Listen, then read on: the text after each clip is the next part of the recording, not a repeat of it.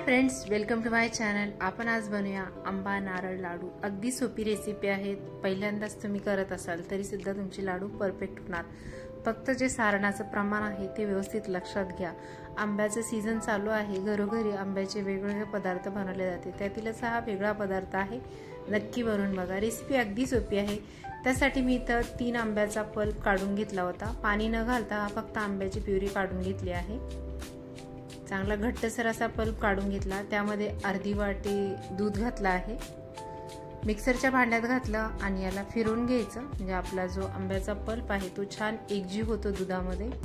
त्यानंतर कढई गरम केली, त्यामध्ये आंब्याचा पल्प घातला आणि एक 2 ते 3 मिनिटं परतून घ्यायचं। गॅसची फ्लेम लो ठेवायची।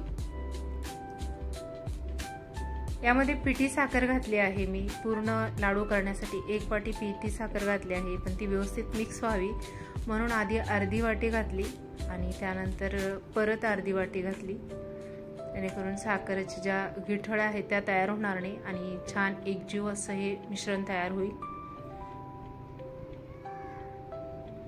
साधी सोपी रेसिपी आहे। कुठलेही ड्रायफ्रूट वगैरे वापरायची गरज नाही आणि नाही बाहेरून काही आणायची गरज आहे। आंबा, साखर, दूध आणि आपले जे डेसिकेटेड कोकोनट आहे ते, आणि हे लाडू खूप छान तयार होतात। हे बघा, आपला जो पल्प आहे त्याला हलकीशी उकळी आली होती, मध्ये मध्ये सारखं असं हलवत राहायचं। त्यानंतर डेसिकेटेड कोकोनट घेतला आहे मी 2 वाटी। त्यातील गार्निशिंगसाठी अगदी 1 चमचाभर राहू दिलं शिल्लक बाजूला, आणि राहिलेलं डेसिकेटेड कोकोनट कढईमध्ये घातलं आणि मिक्स करून घ्यायचं। लगेचच हे मिश्रण एकजीव होऊन तयार होतं। गॅसची फ्लेम सुरुवातीला मोठी केली आणि त्यानंतर मिक्स करून घेतला आहे। डेसिकेटेड कोकोनटला असं विशेष काही शिजवायची गरज नसते, पण या नारळाला जे आहे त्या आंब्याचा स्वाद लागला पाहिजे म्हणून व्यवस्थित एकजीव करून घेतला आणि हलकंसं एक 5 ते 7 मिनिटं परतवून घ्यायचं। सारखं हलवत हलवत हे परतवून घेतलं आहे। नंतर गॅसची फ्लेम लो केली आणि याचा जेव्हा एकसंध असा गोळा तयार होतो त्यावेळेस आपलं हे मिश्रण तयार झालंय असं समजायचं। हे बघा,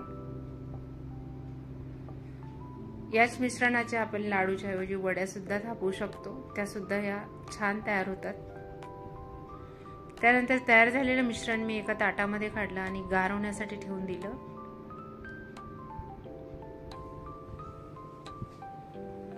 पसरवून ठेवलं थोडंसं आणि एक 3 ते 4 मिनिटांनंतर हाताला सोसवेल असं झालं की आपण याचे लाडू वळून घेऊया। मस्त असं मिश्रण तयार झालेलं आहे। याआधी सुद्धा चॅनलवर आंबा वडी, आंबा बर्फी, आंबा जास्त वेळ रस टिकण्यासाठी केलेला आहे, तर ते सुद्धा रेसिपी चॅनलवर अपलोड केलेल्या आहेत, त्यांना सुद्धा तुम्ही नक्की विजिट करा। आपलं मिश्रण गार झालं होतं, त्यानंतर मी याला हाताने प्रेस करून बघितलं तर छान लाडू तयार होत होते। हे बघा, अशा प्रकारे आपण अगदी हातावर ओढून सहज याचे लाडू तयार करू शकतो। लाडू तयार झाला होता, त्यानंतर मी इथं साईडला जे डेसिकेटेड कोकोनट ठेवलं होतं त्यात हलकंसं घोळवून घेतलं, म्हणजे आपले लाडू दिसायला छान दिसतात। ऑप्शनल आहे पूर्णपणे, पण अशा प्रकारे केल्यामुळे आपल्याला या लाडूंसाठी कुठलेही ड्रायफ्रूट वगैरे वापरायची अजिबात गरज पडत नाही आणि फक्त नारळाचा चुरा किंवा डेसिकेटेड कोकोनटने नारळ आपले आंबा लाडू जे आहेत ते खूप छान पद्धतीने असे तयार होतात। अशाच प्रकारे मी सर्व लाडू तयार करून घेतले आणि तयार केलेले लाडू फ्रीजमध्ये 8 ते 10 दिवस टिकतात, पण घरातील सर्वांना एवढे आवडतील की 8 ते 10 दिवस टिकण्यासाठी लाडू शिल्लक राहणारच नाही।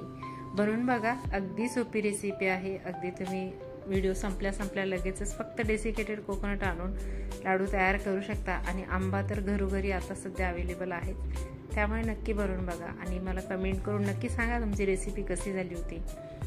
मिश्रण गार झाल्यानंतर लाडू वळायच्या आधी यामध्ये मी थोडीशी विलायची पूड सुद्धा घातली होती, त्याने छान स्वाद येतो। अशाच प्रकारे मी सर्व लाडू तयार करून घेतले आणि त्यानंतर डेसिकेटेड कोकोनटमध्ये गार्निशिंग सुद्धा करून घेतले आहे। हे बघा,